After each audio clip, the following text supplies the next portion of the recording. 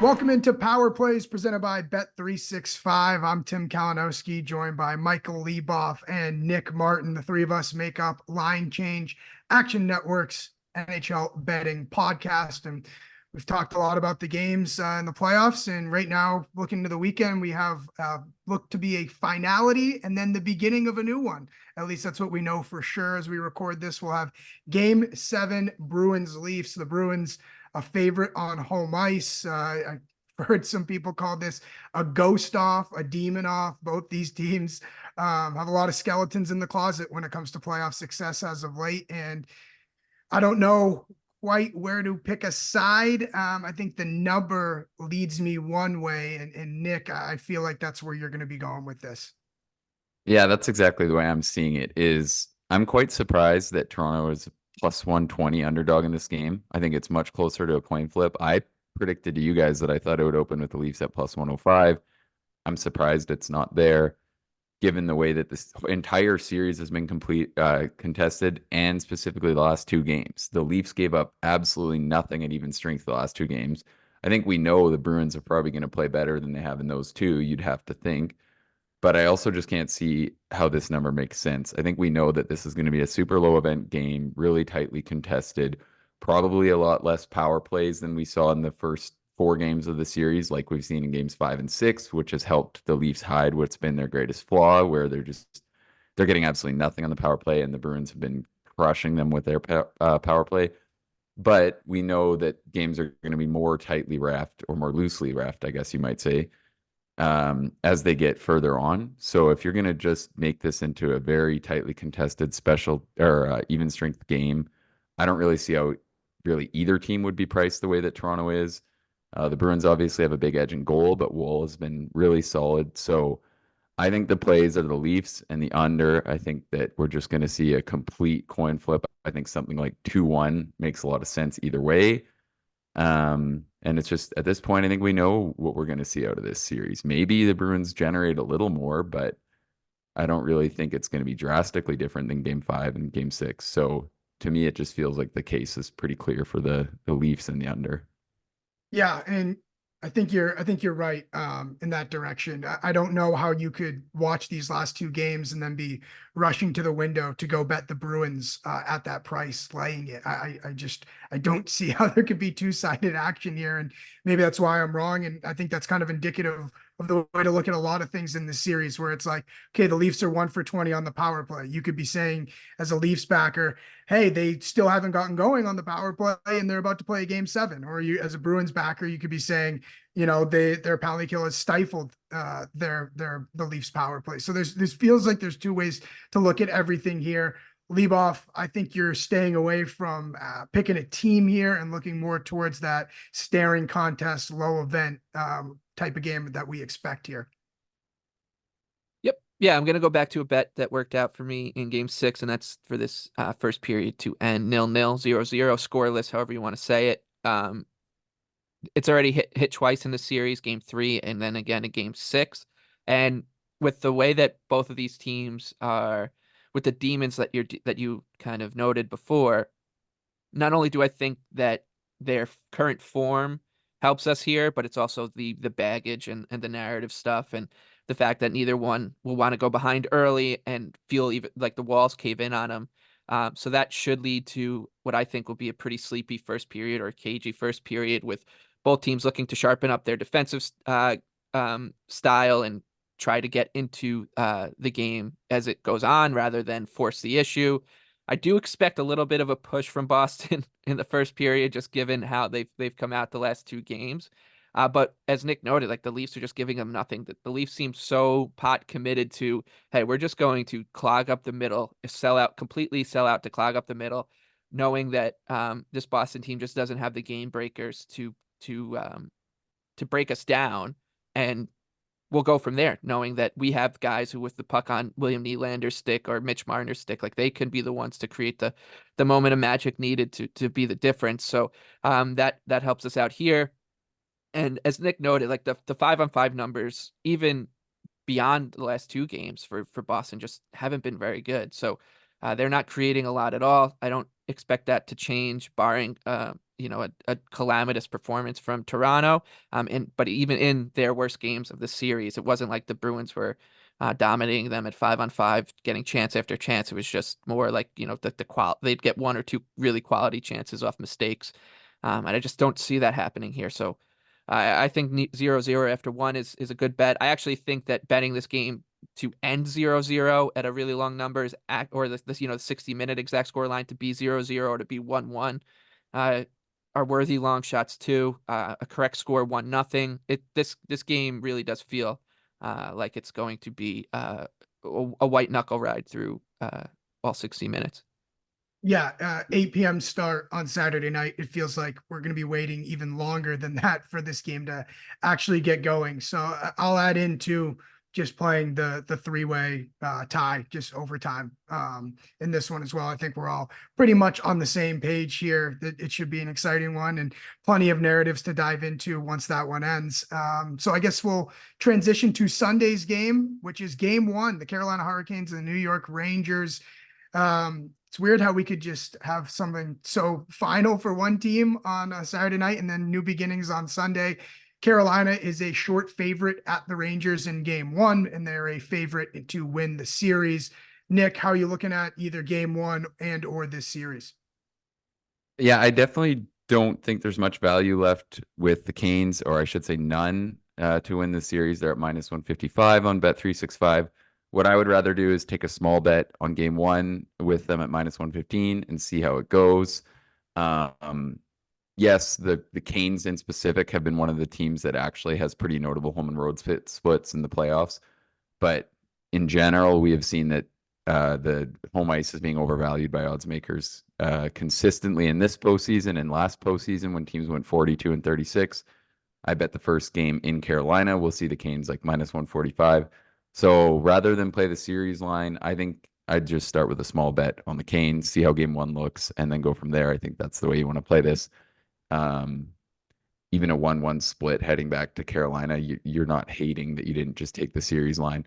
So I think that's the way I want to target it. I still believe that the Canes, they're just so much better at even strength than the Rangers. And the big difference for me in this series is we heard a lot of hype about how good the bottom six of the Rangers played versus the Capitals. The Capitals had some of those games they only finished with 5D, first off. And then second off, they were playing with 3 AHLers out of their 6 defenders in the games where they had 6. And the one game was Sandin and Jensen. Jensen clearly wasn't himself. So what was already one of the softest teams, was the worst team to make the playoffs, was playing notably shorthanded because people are underrating the losses of Sandin and Jensen. So I really think that the Rangers didn't prove a lot. I know that they're going to have success on the power play. They should kill pretty well, but we'll see how that goes versus a hot Canes power play. And they're going to have a goaltending edge. But to me, that doesn't add up to any reason that this game should be priced as closely as it is. I think I'll need to see the Rangers' recipe for success work before I buy into it being something that can beat a really, really well-rounded Hurricanes team. And you look at what the Canes are offering in the bottom six compared to the Caps, it's just night and day. So I think what was a strength in terms of the bottom six versus the Caps is going to become a weakness versus Carolina. And it should lead to a ton of chances coming Shesterkin's way. An honest assessment from a Washington Capitals fan, Nick. I appreciate it. I'm hoping we can get the same honest assessment from a New York Islanders fan and Michael Leboff. I know you already have a rooting interest based off of that. Where are you putting your money though? Yeah, I'm with Nick here. I think that the series price looks a little bit inflated now in Carolina. We've seen sharp money come in on the Canes. We expected that, and now it's gotten to a point where there's nothing left on that bone. But I do think a pick-em price in game one is well worth a shot here with Carolina in at Madison Square Garden on Sunday. There's a couple things that I'll note just that I like situationally. Like it's the schedule for the Rangers has not been great in terms of like the immediate term. Playing a game one against a Carolina team that's really going to make you work every second, every shift. Is not ideal for a team that's played 4 games since April 15th. It's just a weird schedule situation for the Rangers. They had a week off, then they played the game one of their series against the Caps. They end up sweeping them. Now they get another week off. I understand that rest will definitely pay dividends maybe later in the series and later in the playoffs if the Rangers advance. But for the game one situation, I don't think it's a great thing. So I like Carolina. I like one series prop that I'll play along with Nick is the Andrei Svechnikov to lead the series in goal at 6-1. I think that a lot 16 of to it, 1. 16-1. 16. Sorry, Yeah, there you go. 16-1. Yep. I think a lot of attention will be paid to the players at the top of the board, especially for the Rangers. And Svechnikov is flying under the radar behind Gensel. He's behind Jarvis, and I think he's the guy that I thought looked the most dangerous in the Islanders series, and I expect him to carry that over into this round. Yeah, I think you guys are pretty much bang on in terms of what you said for the series in game one. I'm gonna go different direction. Series over 5.5 total games. It's -190 at Bet365.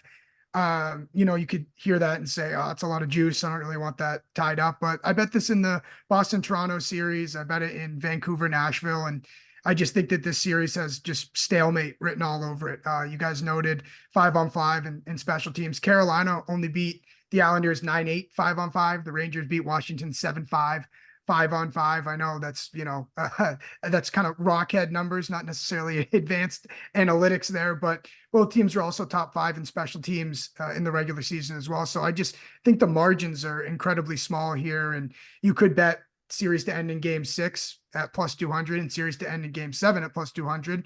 Split a unit basically be the same thing. You're getting it cheaper if you just want to lay it with the -190 over 5.5 games. So that's what I'll be going here. I think there's no way this thing isn't ending in 6 or 7. Before we round out, gents, I'll ask you just quick around the board here, your favorite bet for the weekend ahead. Nick?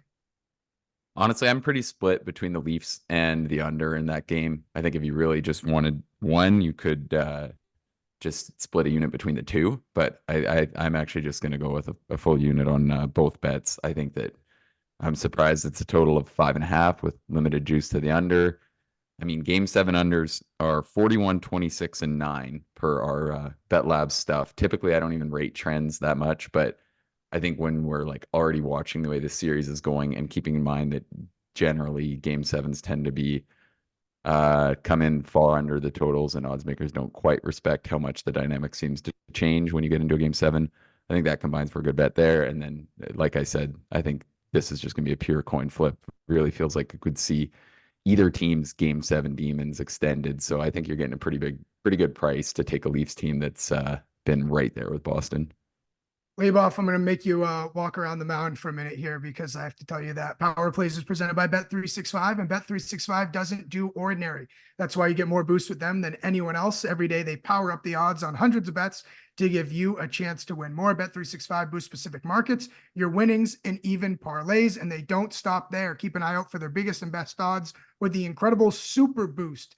Check out the boost and see why it's never ordinary at Bet365. 21 plus only or 18 plus in Kentucky, and present in Arizona, Colorado, Indiana, Iowa, Kentucky, Louisiana, New Jersey, Ohio, Virginia, and now North Carolina. Gambling problem? Call 1-800-GAMBLER in Colorado, Indiana, Kentucky, Louisiana, New Jersey, Ohio, or Virginia, or 1-800-BETS-OFF in Iowa. T's and C's and restrictions apply. Leboff, hopefully that was enough time for you to think. Yeah, I'll stick with the Leafs-Bruins game here and go with that first period under. I just think that there is way too much value. The number usually settles between, it does vary sportsbook to sportsbook. So obviously you gotta look around, but just it usually settles around +350.